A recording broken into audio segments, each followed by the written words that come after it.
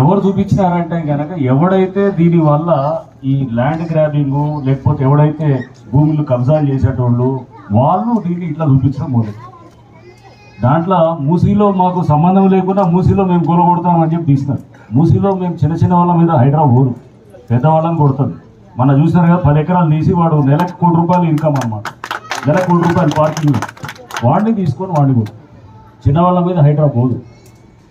గౌరవ ముఖ్యమంత్రి గారు మన ఒక 3 రోజుల క్రితం మాట్లాడుతూ మనము హైదరాబాద్ మీరు మంచి పనులు చేస్తున్నారు, బట్ ప్రజల్లోకి తీసుకెళ్ళేది కూడా తీసుకెళ్ళి మీరు చేస్తే కనుక ఇంకా మంచిగా, అంటే మనం చేసేదానికి తప్పుడు తీసుకెళ్లేదానికి మనం చెక్ పెట్టినట్టు అవుతుందని చెప్పేసి ముఖ్యమంత్రి గారు చెప్తే మనం ఈ ఆపరేషన్ ఏది హైడ్రా బస్తీ దోస్తీ ప్రోగ్రామ్ అనేది కూడా మనం మొదలెట్టినాం. ఈ బస్తీ దోస్తీలో కూడా మీకు చెప్పినట్టు చిన్న చిన్న వాళ్ళకి మీరు నాలా మీద ఒక ఇల్లు కట్టారనుకోండి, అది వీలైనంత వరకు అది తీయకుండా ఉండేదానికే చూస్తాం. అది తీయమాది, ఎందుకంటే వాళ్ళకి తీయాల్సి వస్తే వేరే ఇల్లుని చూపించాలి. ఎందుకంటే ఇల్లు అనేది అంత ఇంపార్టెంట్. ఇల్లు అనేది తీయరు ఎక్కడ. దానికి కట్టినా కానీ అరే పేదోళ్ళు ఇల్లులు నాలా మీద కట్టినారు, అది మనం పర్వాలేదు, ఆ ప్రాబ్లం వేరే విధంగా और कुछ तरीका रहता है उसको हल करने का, तरीका कुछ और रहता है. खाली वो आके पूरा डिमोलिश करके वो बिल्डिंग को डिमोलिश करना वो हमारा काम नहीं होता. ऐसा हाइड्रा का काम किसी और कुछ और काम है, मतलब कंस्ट्रक्टिव काम है हमारा. ఏ విధంగా చూపిస్తున్నారంటే అందరూ డిస్ట్రక్టివ్, అంటే మన ఓన్లీ కూలగొట్టుడు అనేది కాదు. అందుకో బతుకమ్మ కుంట చూపించినాం. బతుకమ్మ కుంట మీరు చూపించిన రంబర్పేటలో అది మొత్తం అది కబ్జా చేసి మొత్తం అది డంప్ యార్డ్ తయారు చేసినారు. డంప్ యార్డ్ తయారు చేసి ఆ పక్కనే బస్తీ ఉంటుంది, అందరికీ వాసన రోగాలు అంతా ఇదంతానే.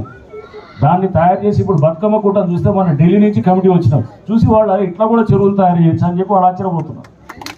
అంటే మనం అనుకుంటే చేయలేదంటే ఏది లేదు.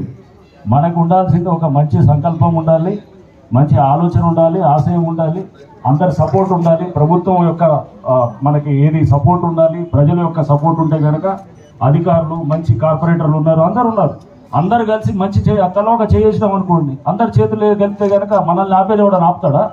అంత దమ్ము ఉంటుంది ఎవరికైనా, ఎవడుకుంటారు.